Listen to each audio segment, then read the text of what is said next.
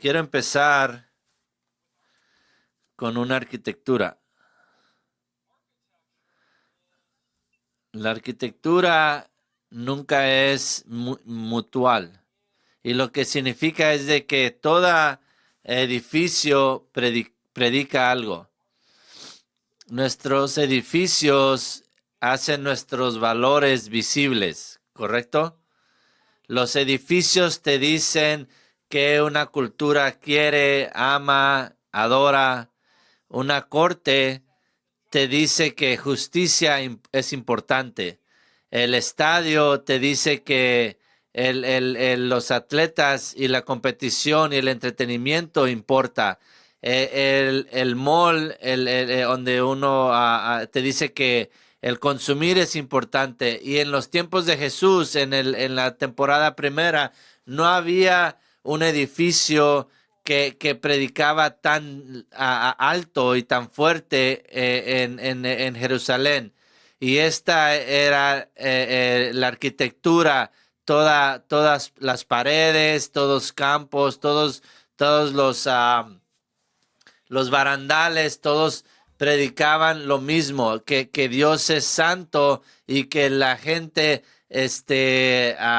pecadora no nomás podía entrar ante su presencia. Y todos esos capas formaban algo donde uno tenía separación y acceso de cómo llegaba uno ante Dios. Era lo más, la corte de los gentiles era una plaza pública que estaba disponible para los gentiles. Era eso rodeaba al todo a la corte. Y luego por dentro solo podían entrar los hombres judíos que presentaban los sacrificios. Y luego en medio de esa corte estaba el santuario. Ese santuario edificio que lo ven lo más alto adentro de ese patio tiene dos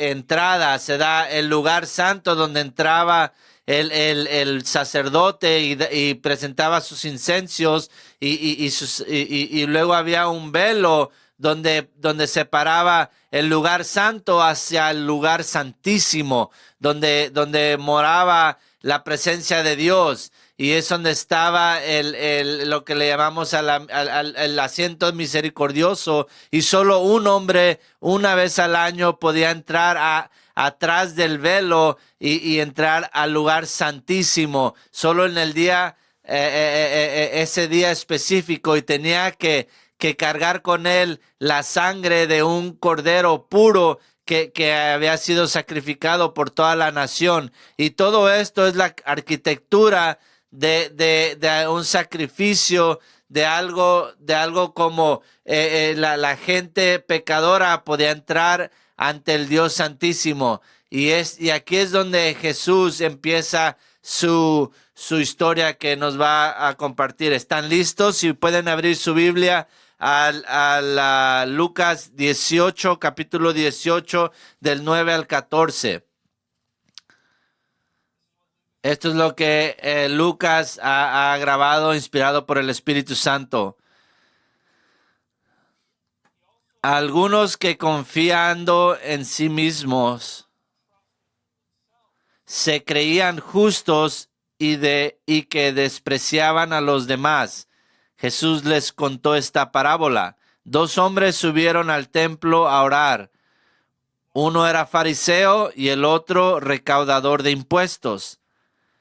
El fariseo, puesto en pie y a solas, oraba: «Oh Dios, te doy gracias porque no soy como otros hombres, ladrones, malhechores, adúlteros, ni como ese recaudador de impuestos. Ayuno 2 veces a la semana y doy la 10ª parte de todo lo que recibo».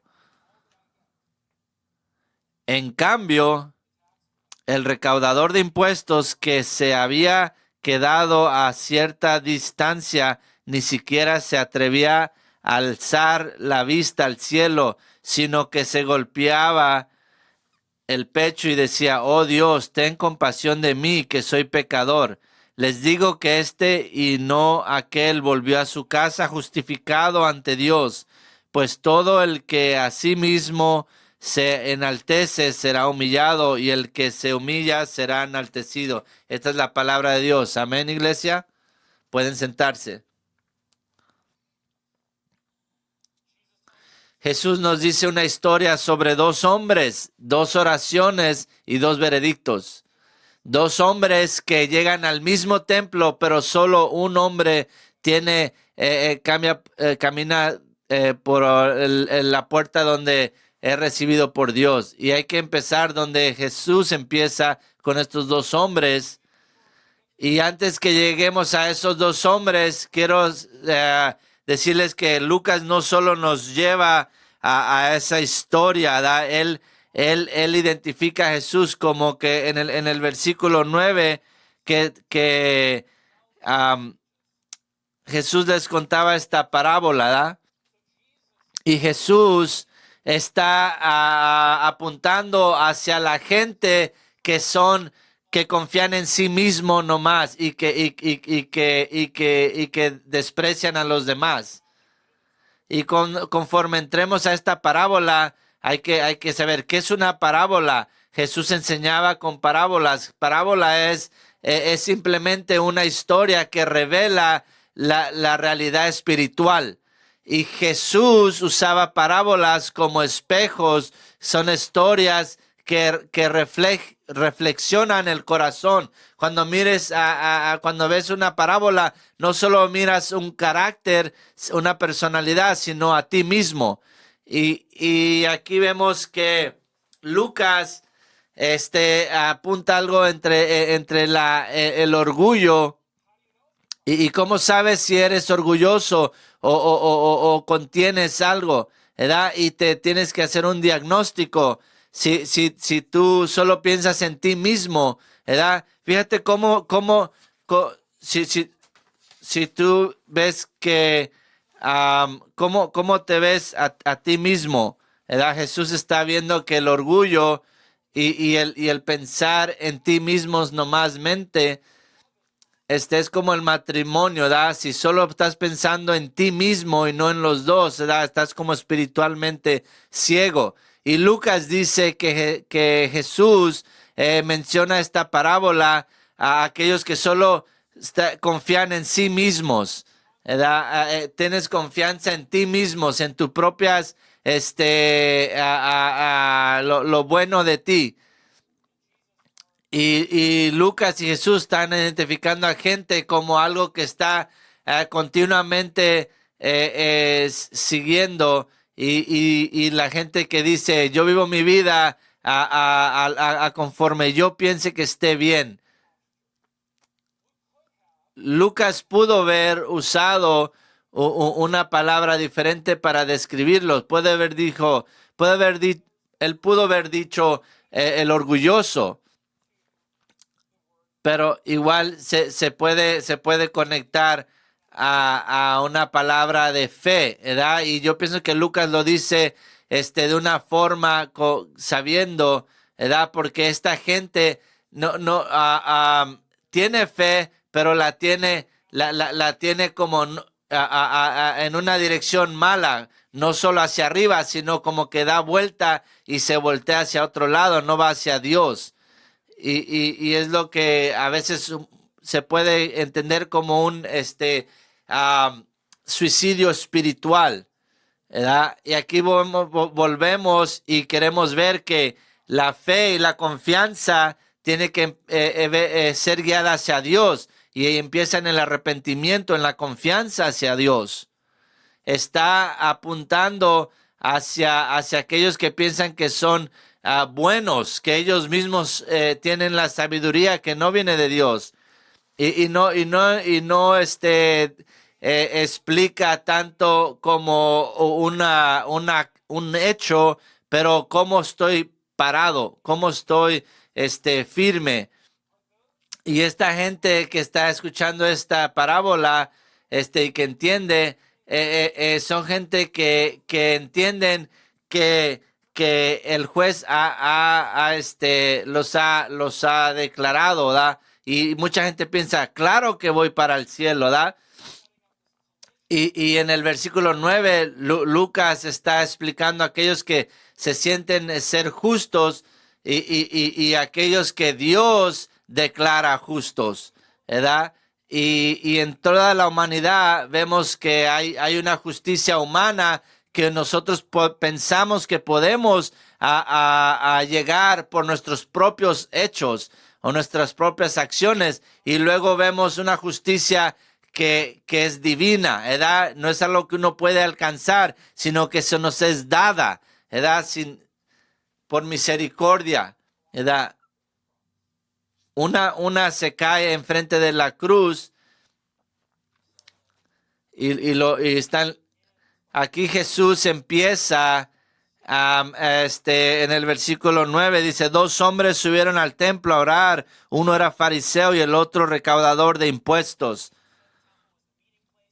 Y aquí vemos que el templo era el lugar donde se juntaba el hombre y Dios, ¿verdad? Y este edificio, a este santuario, llegan dos hombres que no podrían ser más diferentes.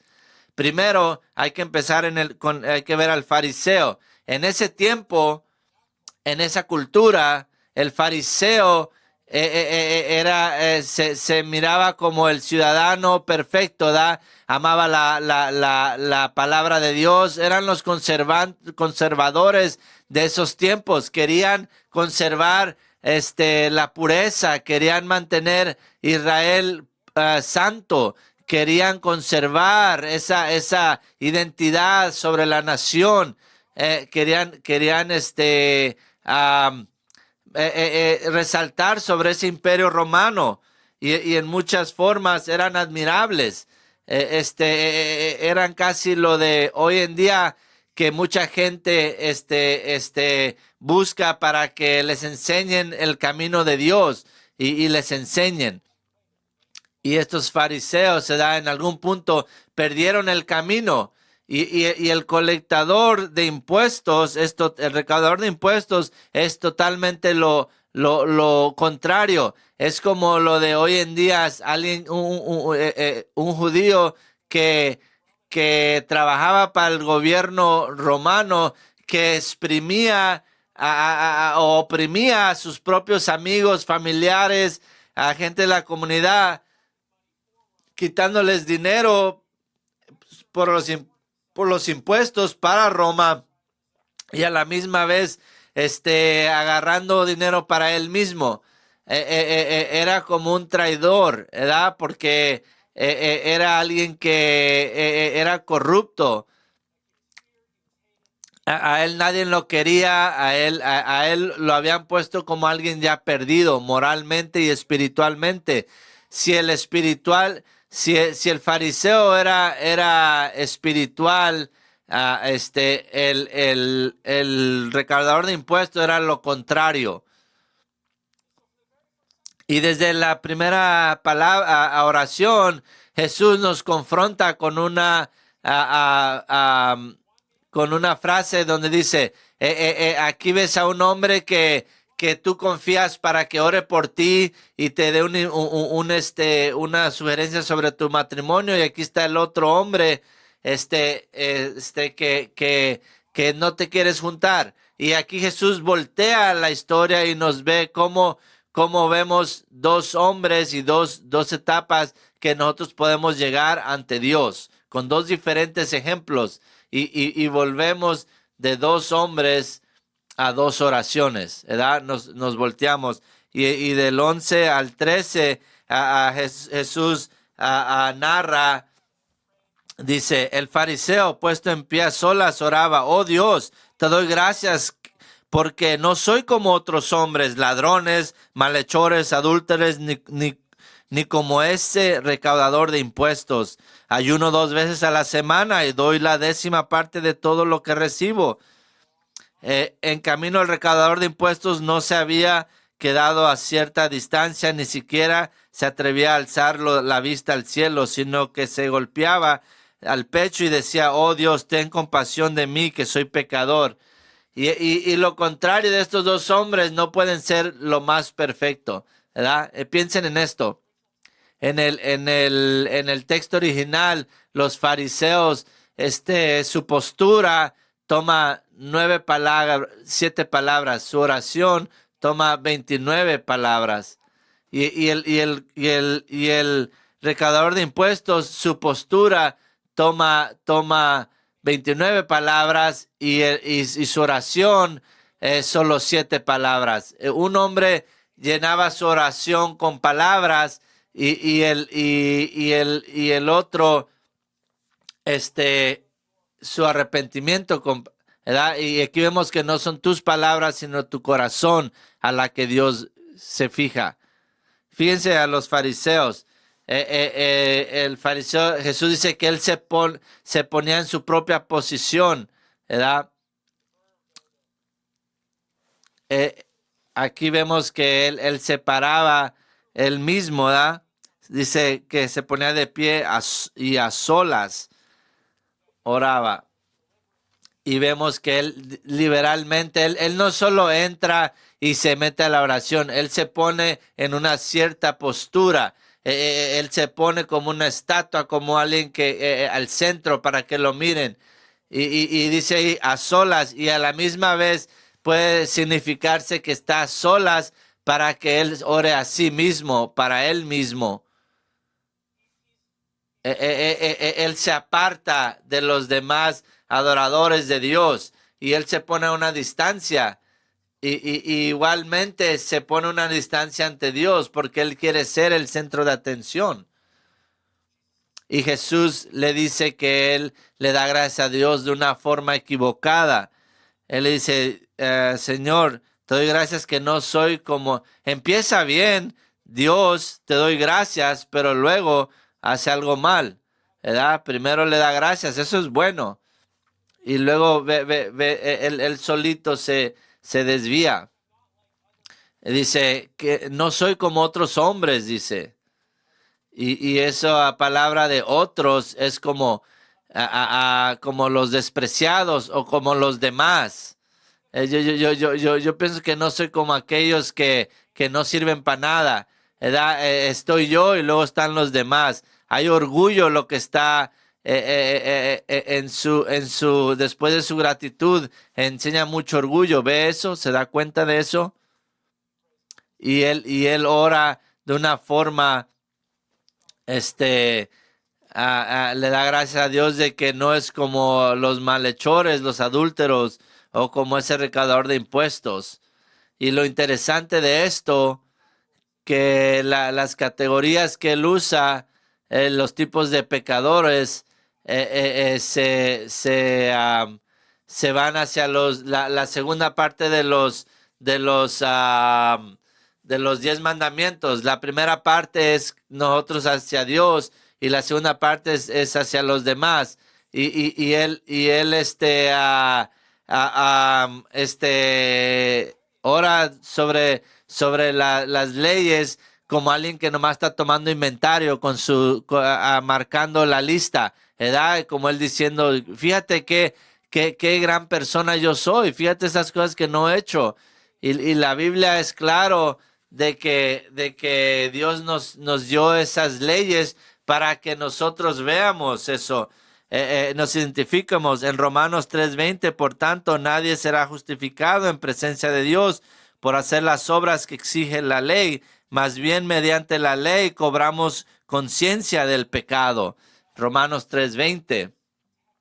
Y aquí vemos que este fariseo, hace como como que ve algo de que vea menos ese colectador de impuestos, porque claramente dice como y no soy como ese recaudador de impuestos.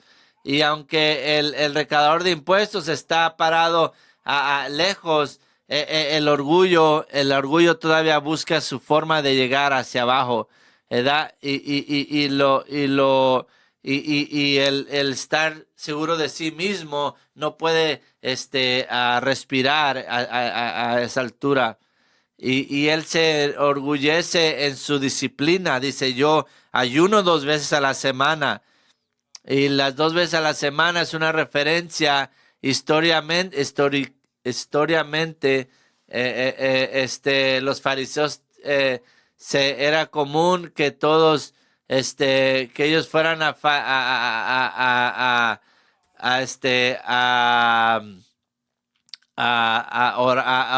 ayunaban cuando todos estaban comprando su marqueta, ¿da? Su comida.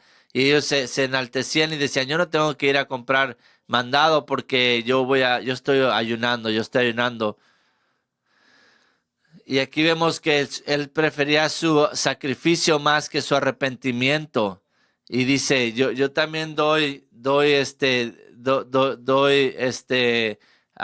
ofrenda de todo lo que tengo, todo lo que recibo. Y aquí Jesús usa una palabra, y dice como cuando él está reconociendo de todo lo que adquiero para mí mismo, ¿verdad? Se está refiriendo a cómo acumula cosas, cómo está acumulando cosas, y él está viendo ese continuo acusación, ¿verdad? Y lo que Jesús está apuntando es de que su constante dar expone un corazón de tanto recibir.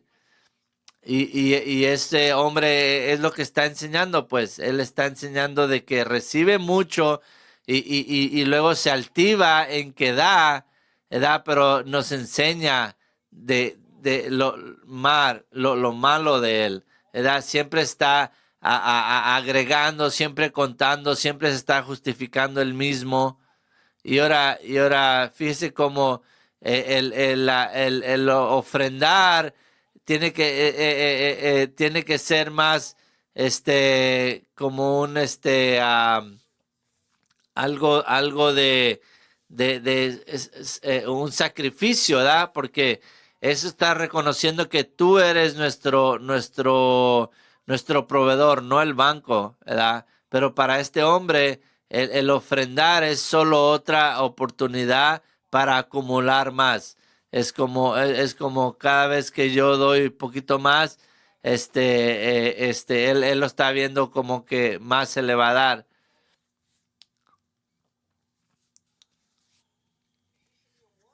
Y él debería ser una advertencia hacia todos. Debería de ser una advertencia. Estate atento de esas oraciones que está gritando gracias, pero está hablando en silencio sobre una altivez a sí mismo. Tú puedes darle gracias a Dios por gracia y en el mismo aliento mirar abajo a aquellos que lo necesitan. Tú puedes con tus palabras hablarle a Dios, pero en realidad solo te estás hablando a ti mismo. Y cuando yo estaba hablando, pensando en este fariseo esta semana y estaba pensando cómo nos podemos a analizar por medio de esta palabra y pensé, ¿cuántos de nosotros podemos llegar a la iglesia y venir constantemente y a lo mejor en el pasado sí nos dimos cuenta que Jesús nos recibió y reconocimos que éramos pecadores quebrantados, ¿verdad? Y buscamos y encontramos este alivio y descanso en Jesús, en todo lo que viene por medio de Jesús. Y cuántos de nosotros calladamente,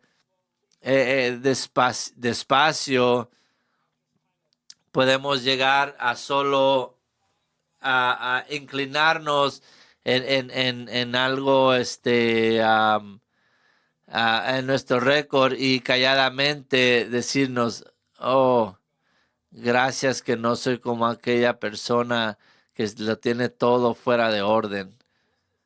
Así de fácil de cómo pudimos venir a Jesús a reconocer nuestras necesidades, igual así fácilmente nos podemos alejar de Él y perder un prospecto. Yo me imagino o pienso cuántos de nosotros hoy en día, Jesús, por medio de este pasaje, nos pueda que esté llamando fuera de una devoción pudrida. ¿Cuántos de nosotros aquí tenemos que dar abajo nuestro orgullo y empezar de nuevo fresco? Yo pienso que nos ayudaría mucho preguntarnos si yo creo que Dios realmente me ha aceptado, ¿por qué creo que Él me ha aceptado? Yo creo que Él me ha aceptado porque lo que yo traigo en la mesa, o yo creo que Él me acepta por lo que Jesús trajo a la mesa por mí. Amigos, ¿qué ustedes creen sobre eso? El ejemplo del fariseo nos debería de provocar esa perspectiva. Fíjese, el colectador de impuestos, Jesús le dice que el colectador de impuestos también se había quedado cierta distancia. Quiero ver cuántos de ustedes todavía están conmigo. ¿Cuál es dónde está esta historia? Está en el templo y este colectador de impuestos, este recaudador de impuestos, obviamente lo bienvinieron a la corte, de adentro, pero pero no se quiere acercar, no quiere mucho menos entrar. Cuando Jesús dice que Él está lejos, Él se está refiriendo, está haciendo una imagen de que este hombre está como en el patio de los gentiles, ¿verdad? En ese alrededor, a lo mejor todavía está abajo de las, está en esa parte del templo, donde los de afuera pueden ser bienvenidos. Ellos eran bienvenidos, pero eran llegados hasta ese punto solo para ver, no para tocar. Y este hombre a lo mejor no era un gentil, pero espiritualmente se sentía así. Se sentía que no era limpio, que no era merecedor, y él se pone afuera, tan lejos.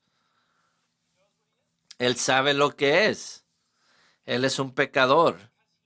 Y porque él sabe lo que es, él sabe dónde pertenece, en las orillas. Y él se para afuera, en su altar y en su santuario, lejos del lugar santísimo, el lugar santo, donde mora la presencia de Dios. Y en otros aspectos, su físico, su presencia física, siente que no soy merecedor de recibirlo. Y eso es lo mismo que el cielo clama hacia él, ¿verdad? Para que se acerque. Y el fariseo se acerca al altar, pero su corazón está lejos de Dios. Y vemos un recaudador de impuestos que se para lejos del altar, pero su corazón está más cerca de que nos imaginamos. Y esto es el significado del Evangelio, aquel que se para lejos en vergüenza, es al que Dios trae más cerca, y aquel que viene hacia el frente y piensa que es el más merecedor, es el que termina lejos. Y Jesús dice que él no, dice que ni siquiera se atrevía a alzar la vista al cielo. Y aquí vemos que ese es su tiempo en el que él estaba, este,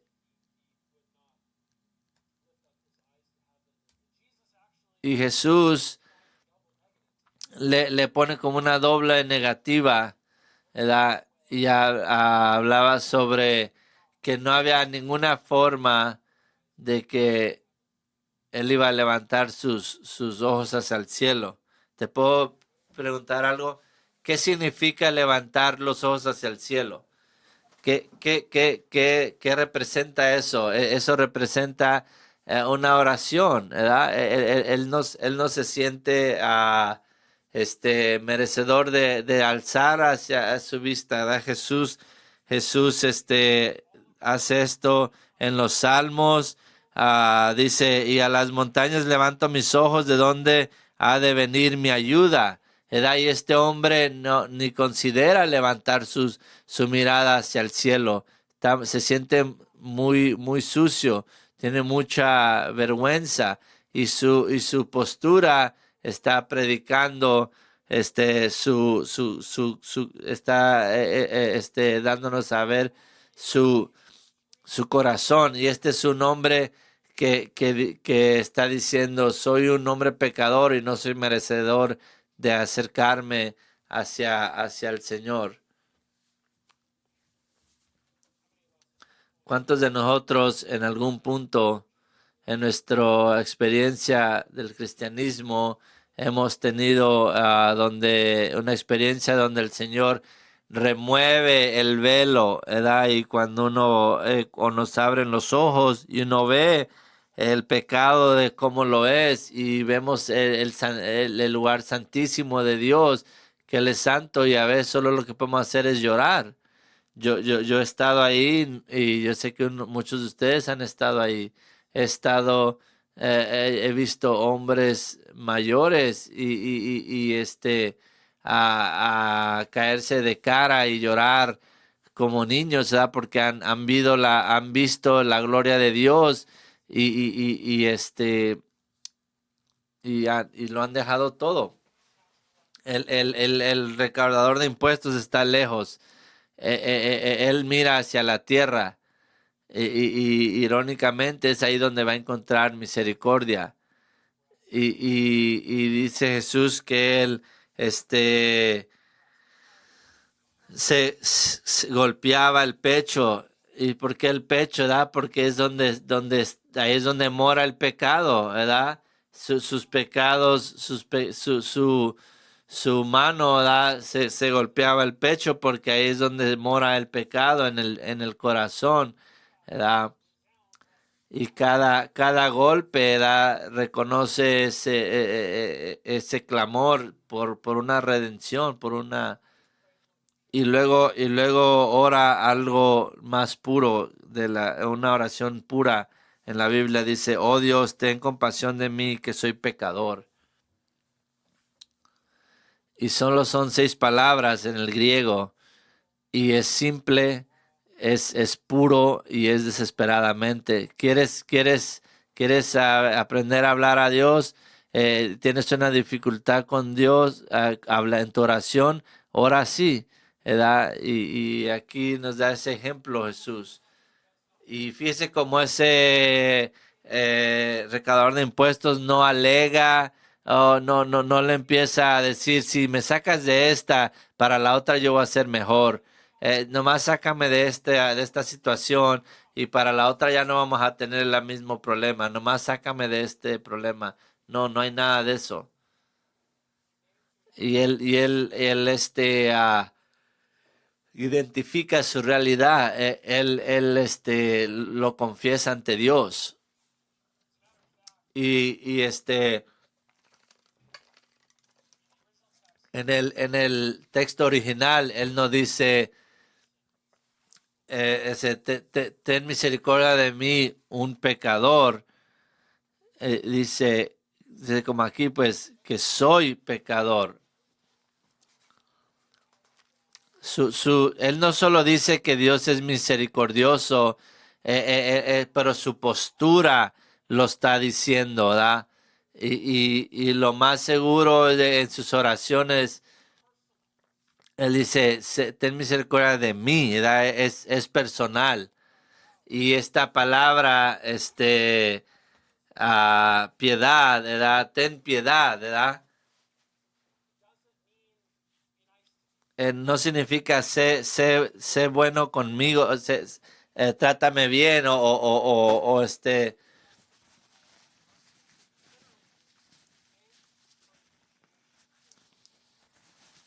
Oh Dios, ten compasión significa más que solo trátame bien, que no me pase nada malo, ¿verdad? Él está yéndose mucho más allá en esa palabra de compasión. Él está alejado, ¿verdad?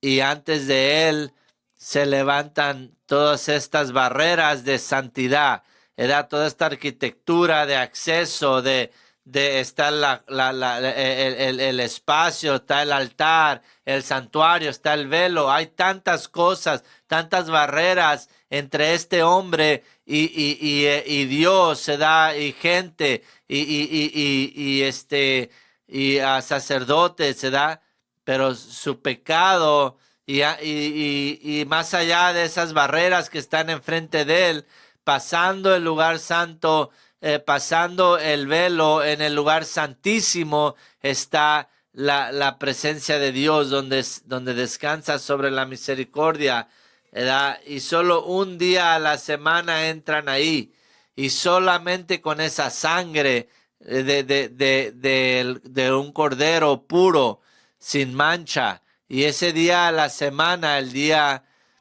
que se va a hacer esto, toda la nación está viendo con cuando él va a entrar atrás del velo y va a derramar esa sangre sobre ese asiento de misericordia y de piedad. La gente confiaba en la sangre del cordero y sabían que conforme la sangre estaba derramada ahí, que tenían un año más libre que habían empezado de nuevo. Y es lo que este hombre estaba clamando desde lo lejos, desde la distancia. Él no está diciendo, sé ligero con mi pecado, sino dice, cubre mi pecado, limpia mi pecado, ¿verdad? Él también dice, Dios, dice, Padre, dice, ten compasión de mí. Aquí vemos que esa es una acción donde lo santo, la ira de Dios ha sido volteada de mí hacia mí y ha sido cambiada por un sustituto, ¿verdad? Y que va a tomar mi lugar y va a recibir lo que era merecido para mí, ¿verdad? Y ha sido quitado, ha sido desviado. Y vemos aquí que el resultado después de ese reconcilio, ¿verdad? Cuando se pagó ese precio, obviamente en este caso la sangre, y uno recibe esa pureza. Y aquí se para este hombre alejado, porque hay tantas barreras entre él y él no es limpio, y él lo reconoce. En todo el objetivo no es merecedor. Y él clama y él dice, tengo solo una esperanza, que Dios va a voltear su ira de mí, lo que yo me merezco, pero en vez Dios me va a cubrir mi vergüenza con misericordia, con piedad. Y él sabe, esa es su única esperanza. Y esto no es un clamor hacia un poco de gracia o gracia, es la pura esperanza del sustituto que le va a tomar su lugar. Y en ese caso era esa sangre. Es la única esperanza que tenía en este clamor aquí. Conforme lo viejo se va. Es suficiente que Jesús murió y que Él murió por mí. Eso es el Evangelio. Ese es el Evangelio que salva. Ese es el Evangelio que predicamos. Ese es el Evangelio que creemos. Ese es el Evangelio que Jesús nos ha traído hacia nosotros. Amén.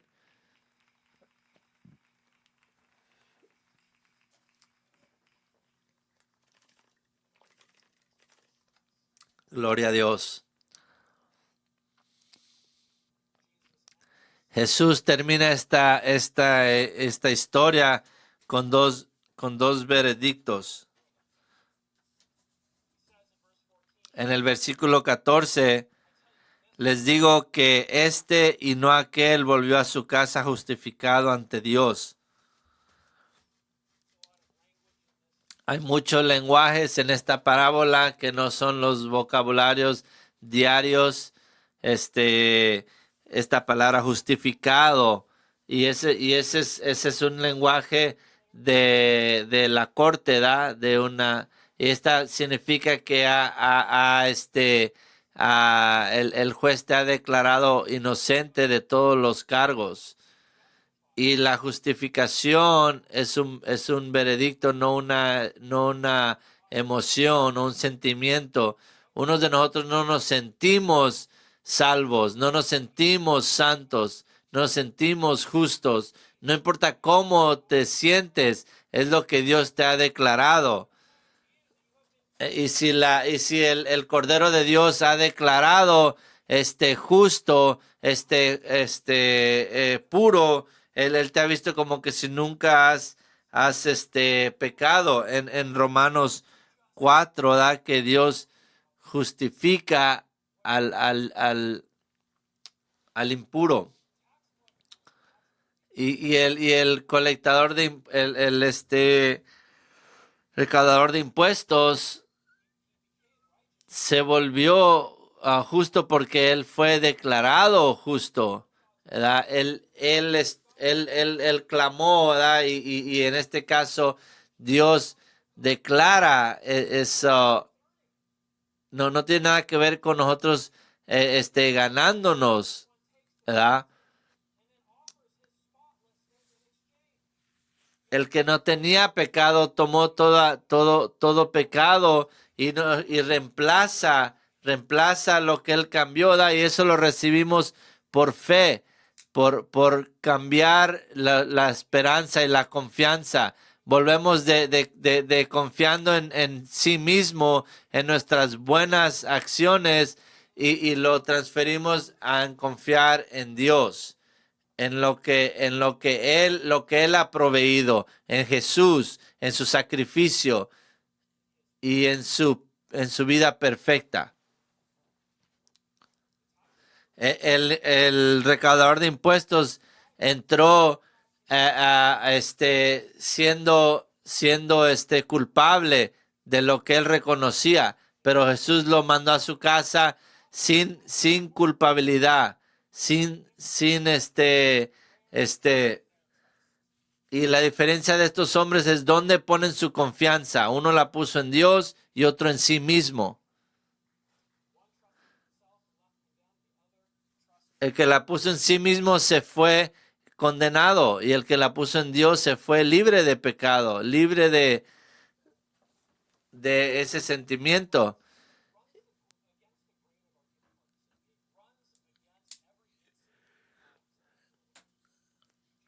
Y Jesús dice que por todos de los que se altivan,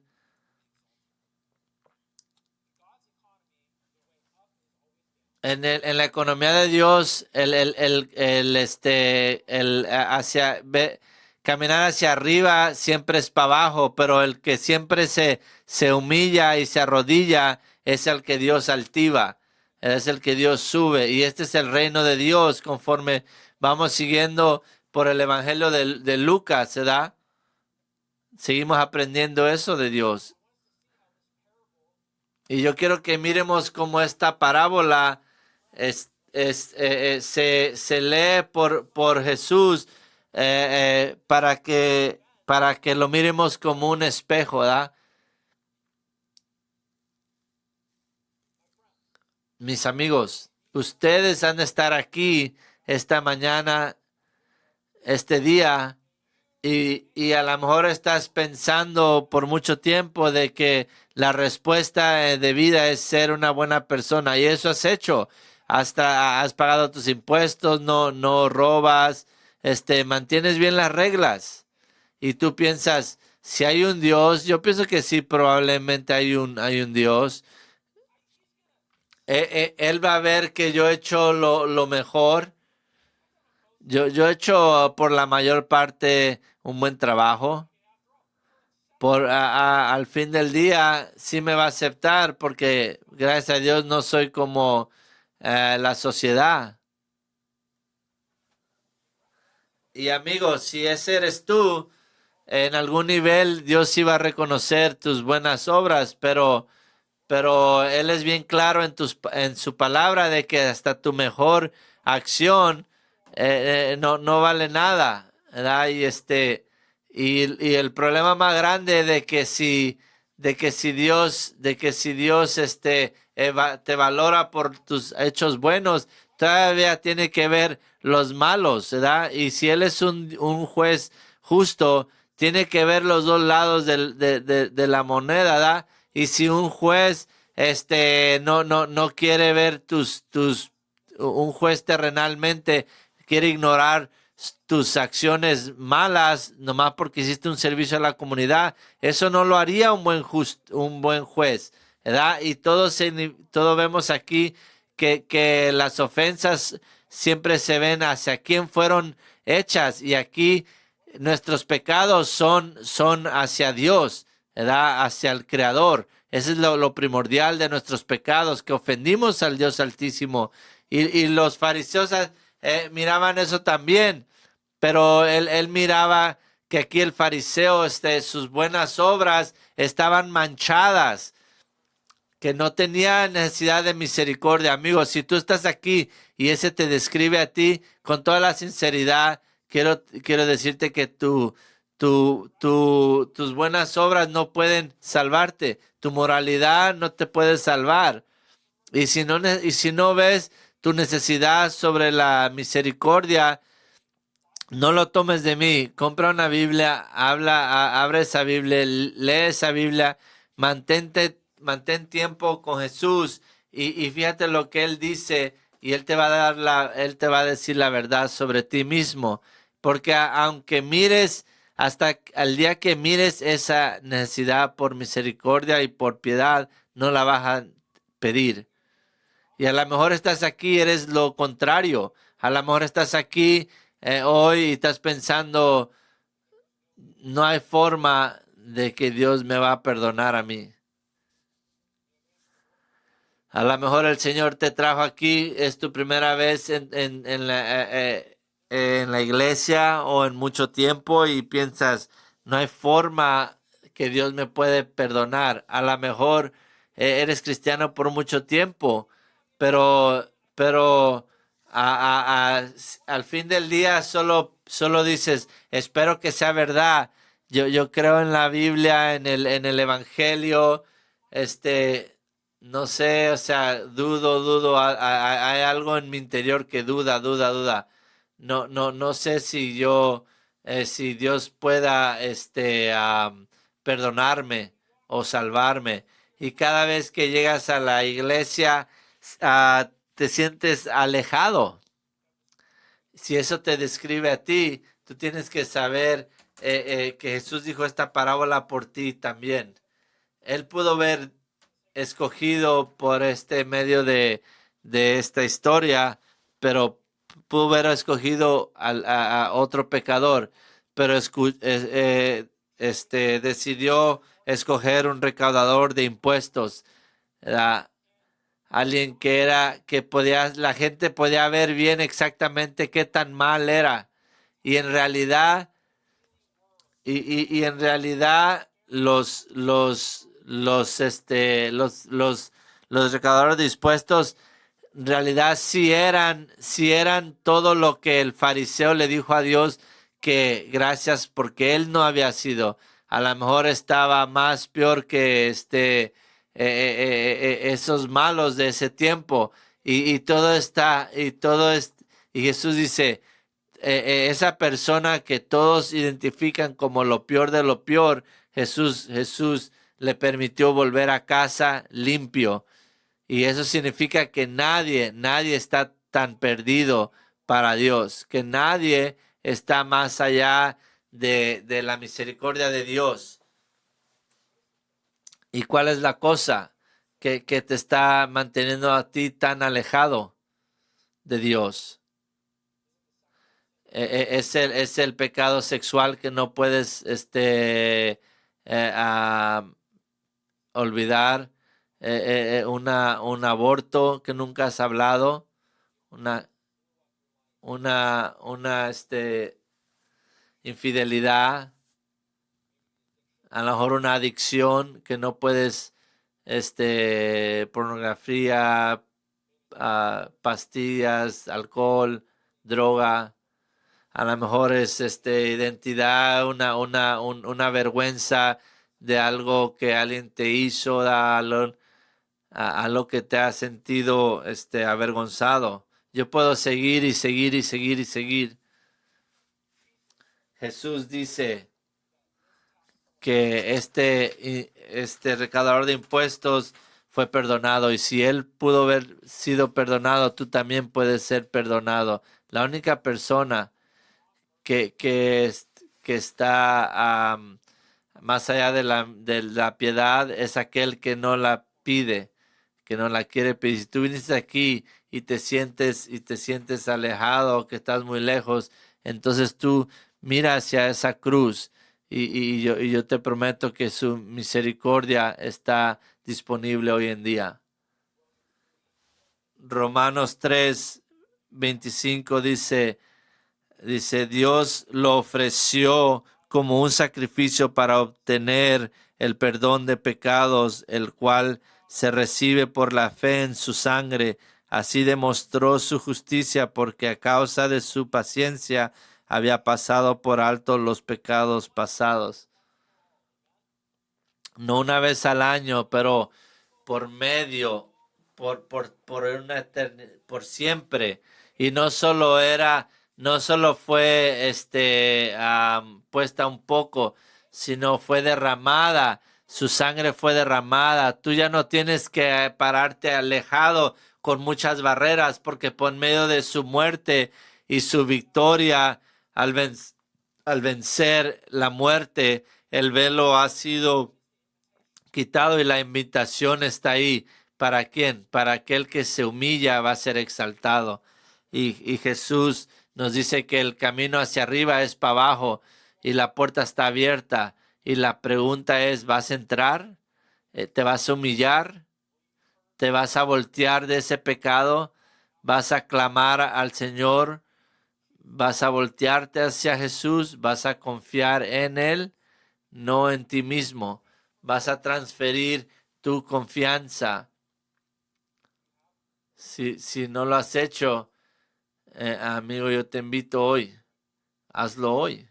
Hazlo ahorita, conforme oremos para cerrar. Padre glorioso, gracias por tu palabra,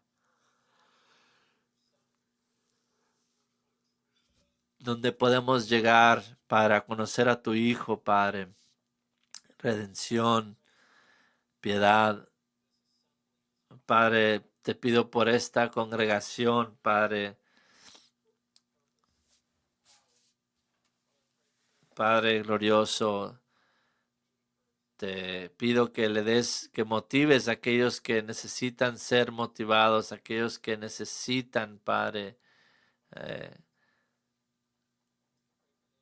Oh Padre glorioso, te pido por aquellos, Padre, que no te conocen, Padre, que vengan a conocerte, Padre, para que tengan ese perdón, Padre, esa reconciliación, Padre, conforme tomamos la comunión, Padre glorioso, que tú, Padre, de una forma apropiada, Padre, que seas tú exaltado en medio de nosotros, Padre glorioso.